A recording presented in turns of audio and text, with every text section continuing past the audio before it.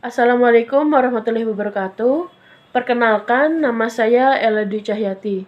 Di sini saya akan mempresentasikan mengenai tanggapan berita hoax atau prank, yaitu pada Struk Etol Jombang Mojokerto. Struk Etol plus bayar tilang di tol Jombang Mojokerto merupakan berita hoax. Pengguna jalan tol dihimbau tidak terpengaruh kabar hoax berupa foto bukti pembayaran tarif tol Jombang Mojokerto beserta denda tilang menggunakan e-tol yang beredar luas di medsos, karena pengelola tol tidak pernah memotong denda tilang. Sedangkan informasi kecepatan pengemudi dicantumkan pada struk sebagai imbauan semata. Humas Astratol Jombang Mojokerto, Della Rosita mengatakan pihaknya tidak mempunyai kewenangan memberi sanksi tilang kepada para pengguna tol. Menurut dia, tilang terkait pelanggaran batas kecepatan dan pelanggaran lainnya tetap menjadi kewenangan polisi, yaitu Satuan Patroli Jalan Raya Polda Jatim. Della juga menjawab terkait kalimat kecepatan rata-rata Anda lebih dari 10 km per jam pada struk pembayaran menggunakan e-tol. Menurut dia, informasi yang dicetak pada bukti pembayaran tarif tol tersebut sebatas himbauan untuk pengguna jalan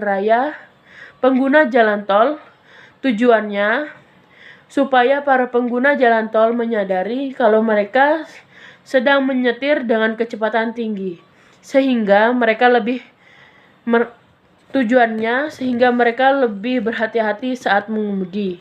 Terangnya, informasi kecepatan rata-rata tersebut, kata Della, khususnya bagi para pengguna jalan tol yang masuk dan keluar di ruas tol Jombang Mojokerto saja.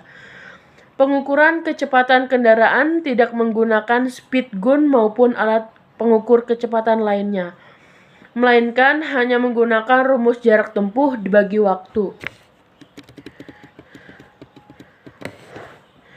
Foto bukti pembayaran menggunakan e-tol beredar luas di medsos beberapa hari terakhir, baik melalui Facebook maupun melalui Twitter.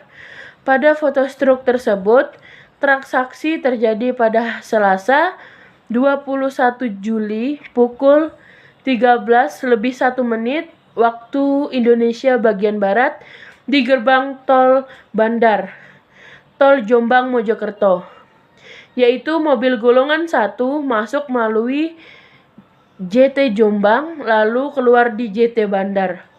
Pada bukti pembayaran ini tertulis tarifnya Rp17.500, di bawahnya balance Rp71.000.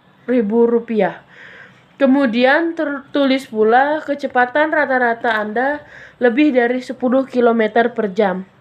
Namun bukan itu yang menjadi masalah.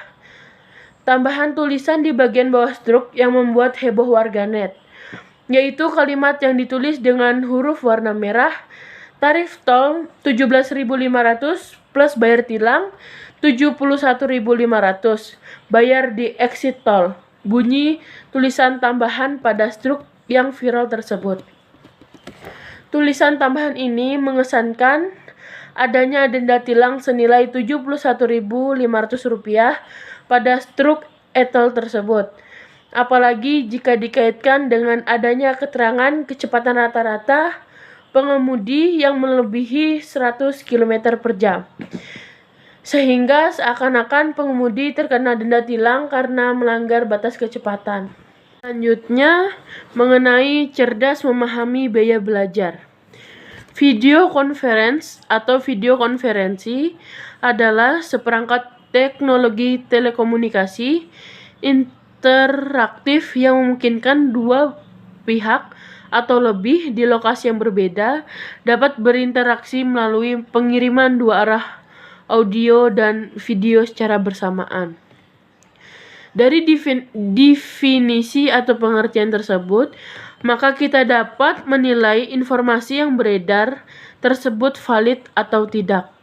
Dari 5 aplikasi yang disebutkan, kita ketahui bahwa YouTube tidak termasuk dalam kategori conference karena bertentangan dengan definisi video conference. YouTube sendiri adalah sebuah situs web berbagai video. Situs web ini memungkinkan pengguna mengunggah, menonton, serta membagi video. YouTube juga memiliki fitur video live streaming, dan live streaming ini sifatnya satu arah. Dengan demikian, dapat ditarik kesimpulan sementara bahwa informasi tersebut telah cacat. Jika dilihat lebih jauh, Anda harus dipaksa masuk dalam kategori video conference. Maka YouTube mungkin menjadi yang teringan dan terhemat di sisi paket data. Mengapa? Karena menyediakan pilihan resolusi 144p, YouTube 1024p atau lebih. Artinya, YouTube merupakan pilihan streaming paling bersahabat, terhemat, dan terpraktis dari sisi kuota. Dan hebatnya lagi, punya kemampuan untuk menyesuaikan resolusi video dengan kondisi jaringan yang Anda gunakan secara otomatis. Lalu bagaimana dengan tools video conference lainnya? Google Meet. Google Meet memiliki pengaturan untuk video saat dikirim dan video diterima.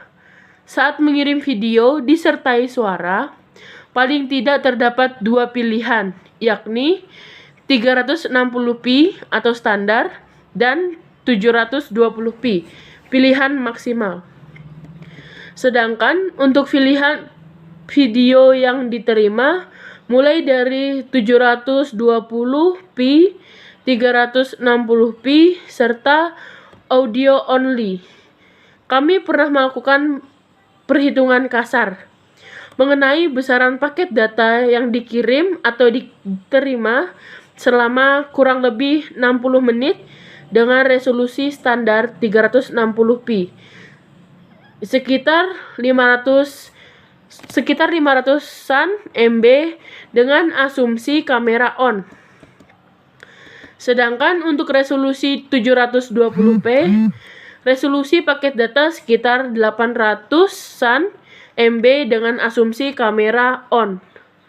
Untuk live selama 1 jam. Artinya, informasi dalam postingan tersebut mengenai Google Meet juga cacat. Jika siswa mematikan fungsi audio dan video terlebih dahulu di Google Meet, memiliki pengaturan kirim dan terima resolusi hingga video saja, maka bisa dikatakan biaya yang dikeluarkan siswa hanya untuk membayar biaya audio atau setara dengan aplikasi audio conference. Lalu bagaimana dengan aplikasi lainnya? Karena 2 alat YouTube dan Google Meet dari informasi tersebut tidak akurat dan valid serta menyesatkan, maka saya dapat menyimpulkan dari berbagai sumber tersebut tidak akurat. Dari artikel di atas, saya menyimpulkan bahwa banyak berbagai sumber yang memberi informasi yang bersifat prank. Sekian dari saya. Jika ada kata yang kurang mengenakan, saya meminta maaf yang sebesar-besarnya. Billahi taufiq wal hidayah. Wassalamualaikum warahmatullahi wabarakatuh.